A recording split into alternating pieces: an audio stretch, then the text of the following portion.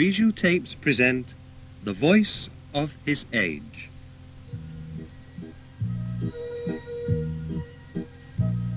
A reflection on the life and work of Charles Dickens as presented by Colin Bean. A great deal of Charles Dickens' work is almost autobiographical. Born in 1812, the year of Napoleon's retreat from Moscow, when George IV was still Prince Regent, Dickens lived through the days of stagecoaches and sailing ships and saw the development of many of the then wonders of the industrial age. By the time he died, in June of 1870, Queen Victoria had already reigned for 33 of her 60 years.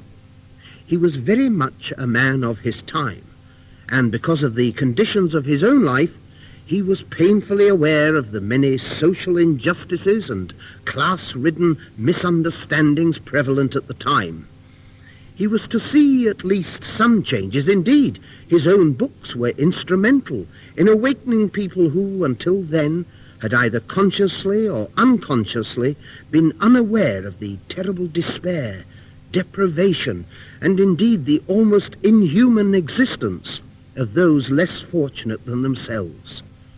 So when we laugh at his verbal pictures of pompous officialdom, or cry at the sheer despair suffered by some of his characters, let's never forget that in all his works there is an element of personal experience.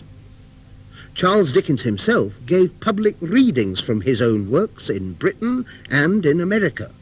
He was an actor and orator of no mean repute. More recently, that great actor Emlyn Williams has given highly acclaimed performances in the character of Charles Dickens reading his own works. This, however, is more of a tribute to another Williams, that great barnstormer, the late Bransby Williams, who toured the theatres and the music halls earlier this century with his own act, Sketches from Dickens. Bransby Williams was what we may call a bill-topper for many years. Indeed, I can just remember seeing him once at Wigan Hippodrome. Like Dickens himself, Bransby Williams was very much a man of his time. He survived into the age of films and very early television, but his style was very much of the old school. Perhaps, like Dickens, he too could be called the voice of his age. Now let's turn to the collected works of Charles Dickens, and first of all we'll take down from the shelf Bleak House and meet Mr. Chadband. My friends, oh my friends, peace, peace, my friends, peace. Oh yes, peace be upon this house, upon the master thereof, upon the mistress thereof, on the young man and on the young maidens. Now, my friends, why do I ask for peace, eh? Is it war? Oh, no, no, no, no. Is it strife? Oh, no, no, no, no, no. Then, my friends, if it is not war and it is not strife, then I ask you, why peace? What is peace, eh? It does not make war like the hawk, but cometh unto us like a dear little dove. Therefore, my friends, I say unto you all, peace, peace be on you all, like a dove. Oh, my friends, peace. Now, we'll turn to Pickwick Papers for a little bit of fatherly advice from Tony Weller to his son, Sam, who was, of course, Mr. Pickwick's general factotum. Well, Sammy, my boy, how are you? Oh, look at me. Look at me. A perfect victim of connubiality, as Bluebeard's priest said when he buried him. Sammy, my boy, that widow what I've wed, your mother-in-law, oh, she's one too many for me. That red-nosed parson chap, Stiggins, the shepherd, as they calls him, Stiggins of that Brick Lane Ebenezer Temperance Mission, he's got hold of her. And he's a damned hypocrite. Oh, he's fair got hold of her, he has. He sits at home there, drinking his rum like it was going down a sink, and she, poor deluded victim, believes every word he says.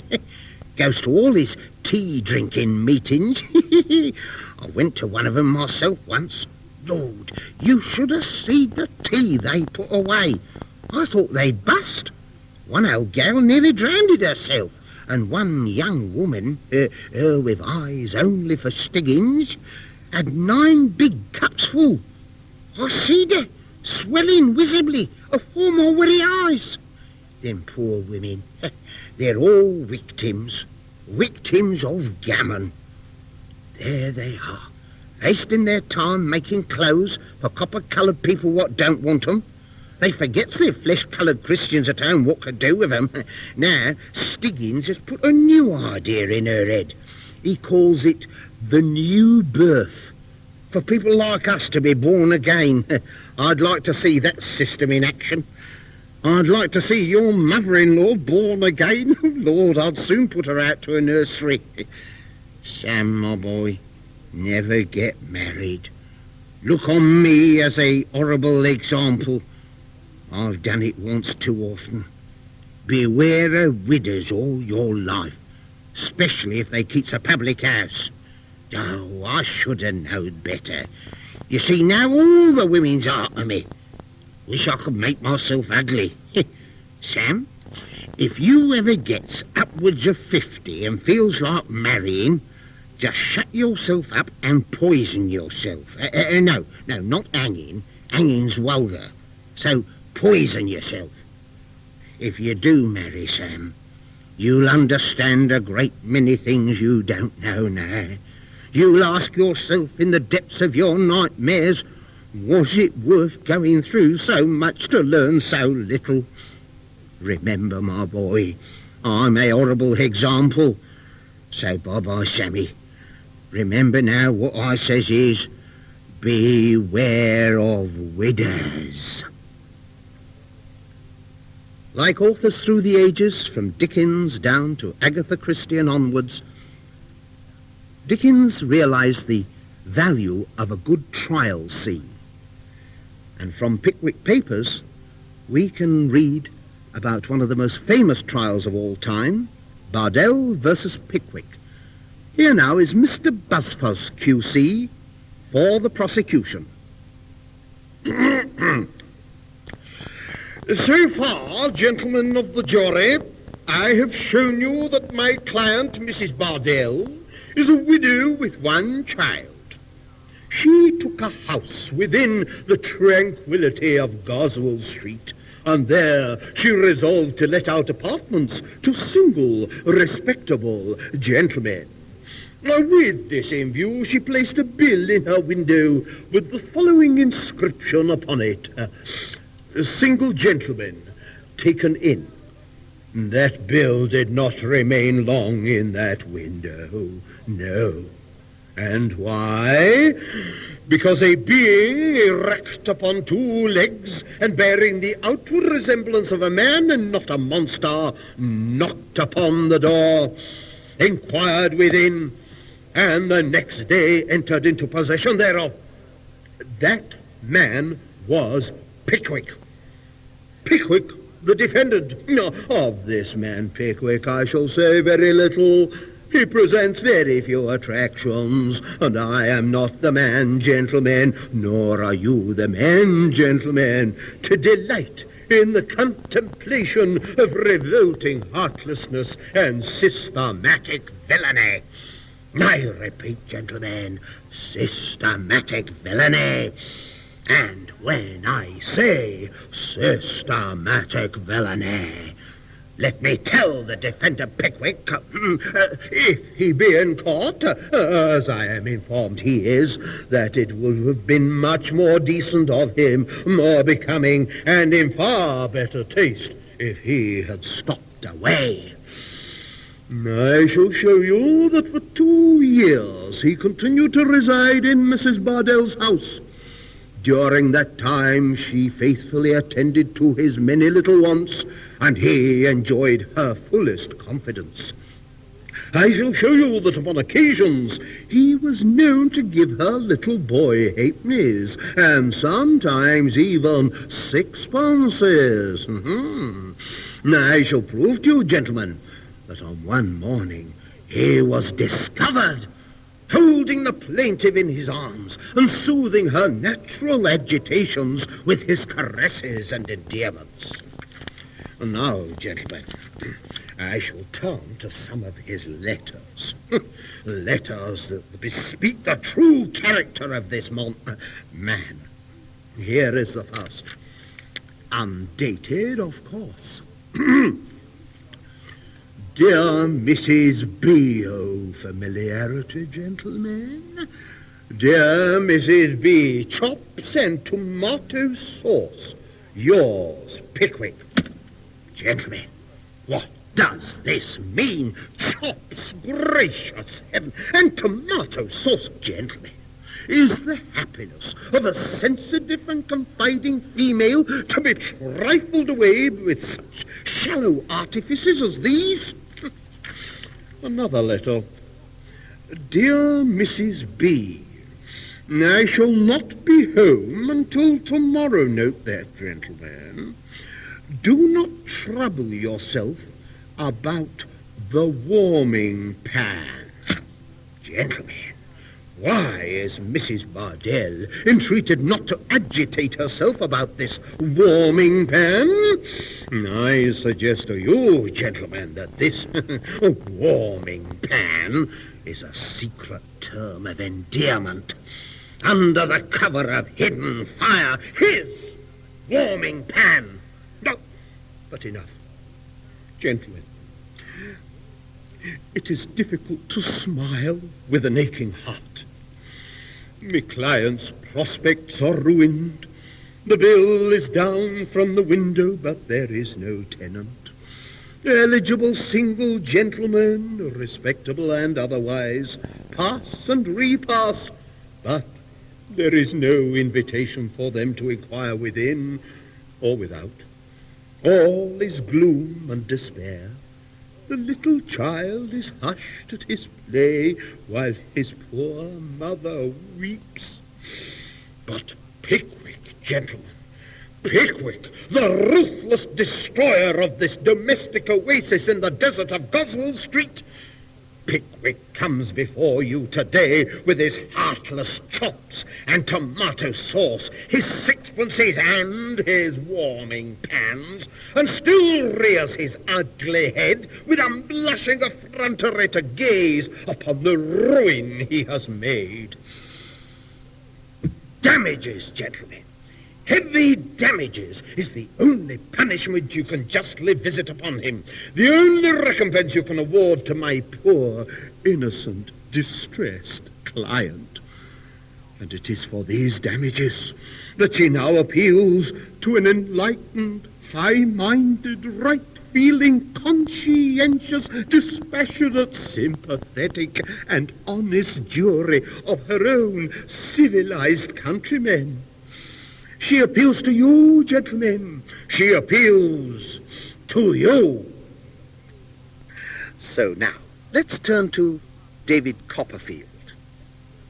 Probably for one of the most unusual proposals of marriage that ever was. When Mr. Barkis was taking young David to school on his little cart.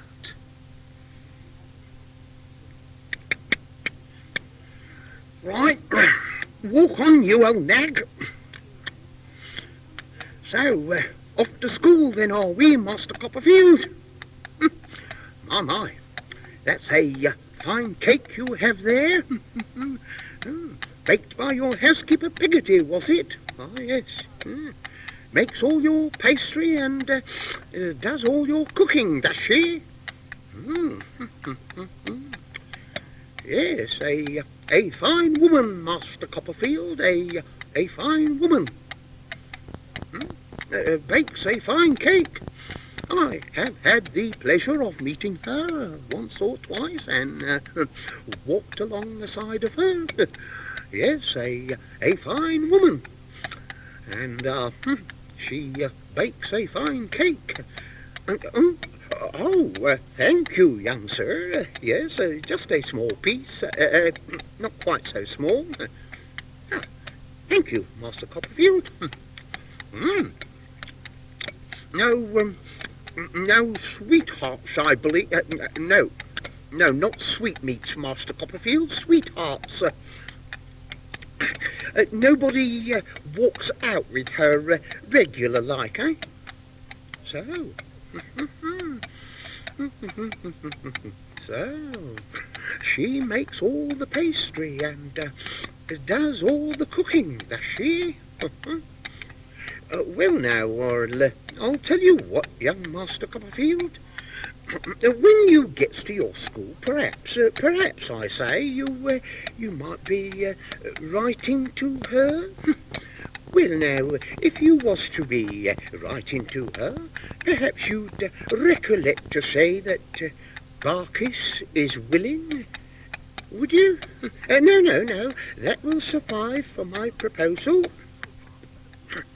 Barkis is willing.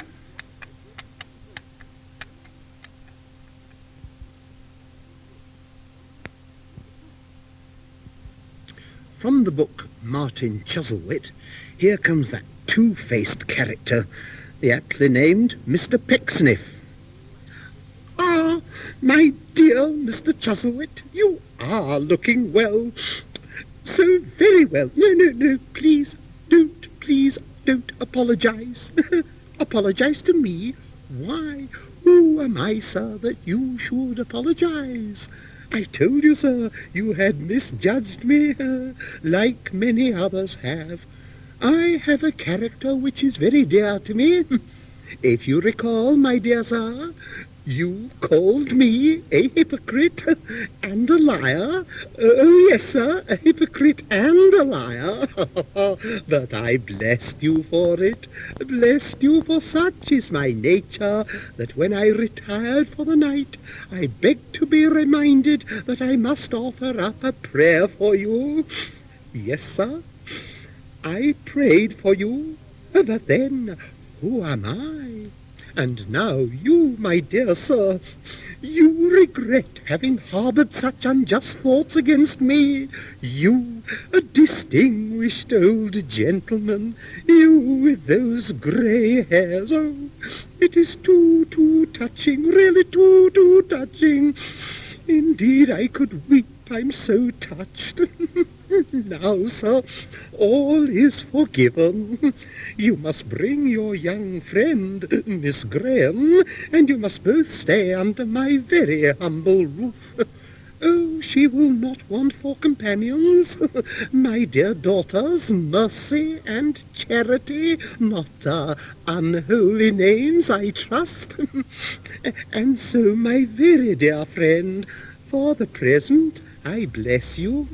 We meet again at dinner, I trust, and the delightful Miss Graham. Bless you, dear friend. Until dinner, farewell. What a change in the old fool. Only a short while ago he wouldn't even look at me, and now, for such is the texture of the human heart, I fooled him. Now I can just wind him around my little finger.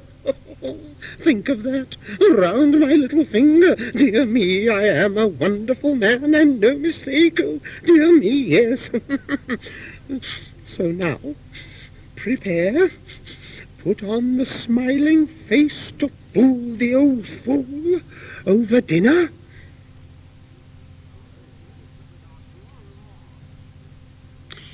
Being an actor as well as a writer, Dickens, of course, had a great sense of the dramatic and could plumb drama to great depths.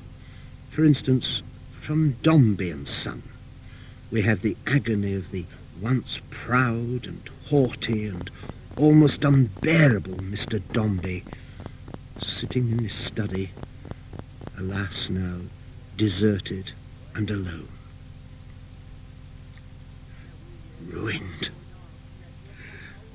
Ruined and alone, uncared for, deserted. The rats have left the sinking ship. Now this punishment for all my wicked pride. No one left in the world but my little girl, my little Florence. She whom I have neglected all her life. The others now have all neglected me. She alone remains. My son, my boy that I worshipped, dead and faded in the dust. My wife, gone, a wanton creature, a corrupted woman. My so-called best friend, my flatterer, turning out to be the worst of villains. My riches melted away. Even the walls of this house where I have lived for so long seem to frown upon me as if I was a stranger. Oh, Florence, if only I could undo some of my unkindness to her in the past. She whose face alone turns the same gentle, wistful look upon me as she did years ago, as she did when, only a mere child herself, she came creeping into this very room after the death of my little Paul, my baby son, my only son, the one who was to carry on the proud name Dombey and Son. Little Florence, coming to me in my grief, kissing me. Father, say good night to me. I've come to kiss you good night. Oh, Father, speak to me. To think that my selfish pride, my own stubbornness, would not let even one word of paternal feeling escape my lips, not one sparkle of paternal love. Oh, God. Oh, God, I am truly punished.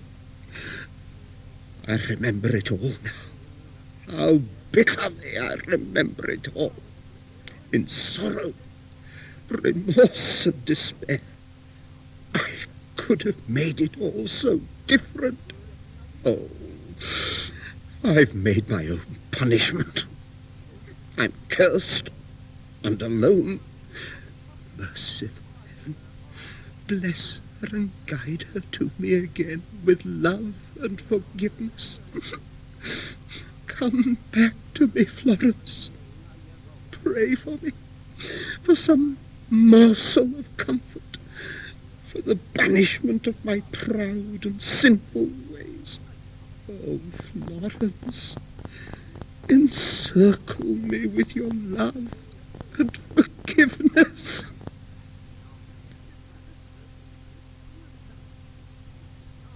One of the reasons for regarding Dickens as the voice of his age is surely his superb powers of observation of the life and times around him. For instance, with Mr. Buzzfuzz QC, we witnessed him poking fun at the legal profession, and his knowledge of the law in some of his other books show that the information and experience he picked up as a court reporter were not wasted. Neither were wasted the vagaries of the educational system. They still stay in his line of fire. Dr. Arnold may well have reigned supreme at rugby, but as Dickens knew from his own somewhat haphazard education and visits to a so-called private school in remotest North Yorkshire, learning was a very hit-or-miss affair. So now, here we are in the schoolroom of Do the Boys Hall.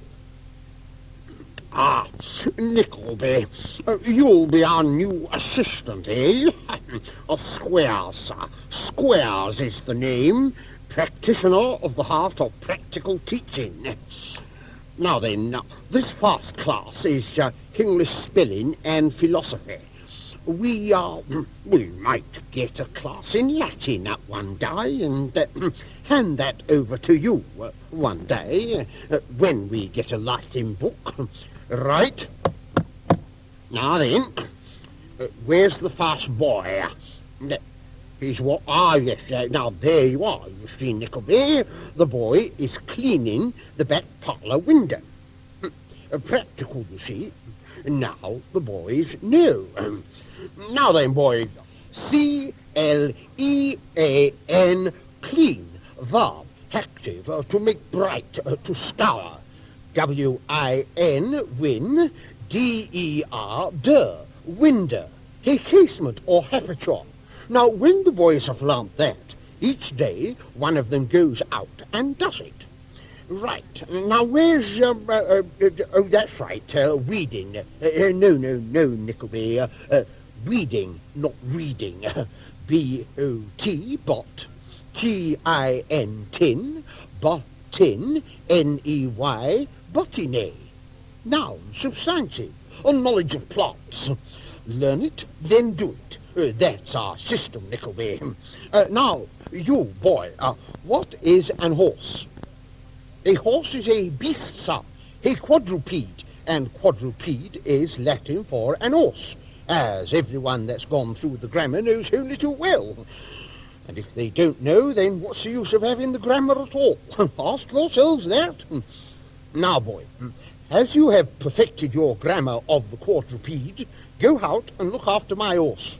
Rub him down well, or I'll rub you down. Now, the rest of the class will study aquatics. Go and draw water from the well until someone comes and tells you to stop. It's wash day tomorrow, and Mrs. Squares needs the copper filling. A great Victorian virtue was always to be cheerful in adversity. Besides that greatest of all optimists, Mr. Micawber, who was always certain that something will turn up, Dickens also invented that other painfully cheerful chappie, Mark Tapley. Not merely content to be the life and soul of any gathering, Mark positively went out of his way to find circumstances in life that might benefit by his cheerfulness. Oh, morning, sir. Morning. Hope you are hale and hearty, sir. A bit early, sir? Well, yes, sir. But I'm my own jolly self, as usual. That's my principle. Always jolly. But, Lord bless you, sir, there ain't no credit in it just now, sir. You see, when I left London, I made up my mind that this little village and this village inn must be about the dullest place in the world in which to be jolly. I thought I could show the world how to be jolly under the dullest of circumstances. But, Lord bless you, sir, there ain't no dullness here, sir. Skittles, cricket, comic songs and choruses of an evening, and good company in the chimney corner. Why, any man could be jolly here. So you see, sir, being jolly under these circumstances, well, I mean, there ain't no credit in it. So I'm thinking of making a change, going somewhere where I can come out strong in jollity. Now, I've been thinking, perhaps, something in the grave-digging line. That is a good, sad, wormy business. Now, if I was to be jolly there, then there'd be some credit in it. Or even an undertaker. Now, that's a nice and gloomy and ripe for a jolly jest.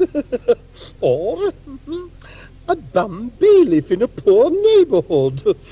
Or I might even think of getting married to someone I didn't like and who was very disagreeable. Oh, think of the joy of all them fractious children, some with measles and whooping cough. Oh, perhaps that's going a jolly bit too far. But if I could be jolly then, I say, if I could be jolly, then, Lord, think of the credit there would be in that. Perhaps I might emigrate, say, to America. I've got a liking for the venturesome, the unknown, in some uncivilized land. Arrive with no money in the pocket, no friends, only savages, shabby lodgings, a bed lively with vampires, and the rain coming in through the roof. Now, sir, if I could be jolly then there would indeed be credit in it. Amongst all those alligators and rattling snakes, oh, Lord bless you, sir, you don't know the half of Mark Tapley, sir. I don't believe there ever was a man as could come out so strong under circumstances that would make other men miserable. If only I could get the chance. But I can't get my chance, so unless I move on, nobody will ever know how jolly I can be. I must pack my things and move from this inn. A guest, sir? Lord bless you, sir, no. I work here. Well, unless we stayed here for a whole week or more, there is no way in which we could have more than a cursory look at the 20 novels and all the articles written by Charles Dickens, and I can only apologize if I have left out your own particular favourite. Here indeed is a master of drama, with the touch of a genius. I say here is, and not here was, because his magic ensures that his work is always alive and enjoyable. His sense of melodrama is one of the highest order. Who cannot picture in their minds that famous scene from Tale of Two Cities, when Sidney Carton faces the guillotine with the immortal, "It is a far, far better thing I do than I have ever done. It is a far, far better rest I go to than I have ever known." There's one book by Charles Dickens which has probably become one of the best loved books in the English-speaking world. It is, of course, A Christmas Carol. It's been staged both as a play and as a musical, and I think we've lost count of the number of times it's been filmed both for the cinema and television. Everybody must surely know Old Scrooge. Indeed, the whole story usually revolves entirely around him. Bransby Williams, however, looked at it from another angle, from the viewpoint of Scrooge's cheerful, hard-working and very poorly paid office clerk, Bob Cratchit. And don't forget that the Scrooge and Marley Financial Loan Office was usually open on Christmas Day. Well, upon my word, wonders will never cease. I left my master, you know, old Ebenezer Scrooge. I left him alone in the office last night, I ask you. In the office on Christmas Eve. Growling like an old bear with a sore head he was. "Ah, Christmas," he said. "Christmas. It's all humbug." Called me a pickpocket because I wanted Christmas Day off with my little family as a holiday like. Anyway, I went in today, but being a few minutes late, I expected him to bite my head off. But no, he grabbed hold of me, shook hands with me, laughed, cried and wished me a Merry Christmas and a Happy New Year. I couldn't believe it. I thought he'd gone mad. He told me that he was an altered man. He said that he'd been bad, mad, wicked and selfish. Again, I didn't believe my own ears. No longer a mean old miser. He said, thanks to a dream, he'd got his senses back and that he hoped to live a better life. He made me sit down and drink his health. Then he told me as how he'd nodded off to sleep and how 3 spirits appeared and they wouldn't let him wake up. The ghost of Christmas past showed him how he'd wasted his life away. Then Christmas present came and showed him to himself for what he was, wicked, tight-fisted, hard and cruel, alone when everybody else was happy. But he said the one that really frightened him was the ghost of Christmas to come, how he would die alone, uncared for, unwept for, with others spending all his money and just laughing at his memory, if anyone bothered to remember him. When he did wake up, he said, he felt as if he'd suffered a fever, and that this had been a warning. "Yes, young Cratchit," he says, "a warning. Must shape myself up," he says. "Save myself from myself," he says, and with that he tells me to get off home again. Gives me a sixpence for the carol singers, no less. He says he's coming round for Christmas dinner to my little home, and he says he's bringing a turkey. Oh dear, oh dear. Oh, I'd better run now and tell my dear little wife and the children. They ain't half going to be surprised. They've always been terrified of miserable, bad-tempered old Mr. Scrooge. But now, Lord love you, a kind, merry old gent. Here, he's even doubled my salary for Christmas. Instead of cursing it, he's blessing it. The spirits of Christmas certainly didn't visit him in vain. Let's hope they can do the same with a few more of those hard hearts that we all know only too well. Right, must go. Oh, forgot to tell you. My littlest, Tim, you know, the crippled one. Mr. Scrooge is going to take a special care of him. This year we'll all join in when Tiny Tim stands up to say his little Christmas speech. Here's a Merry Christmas, and may God bless us, everyone.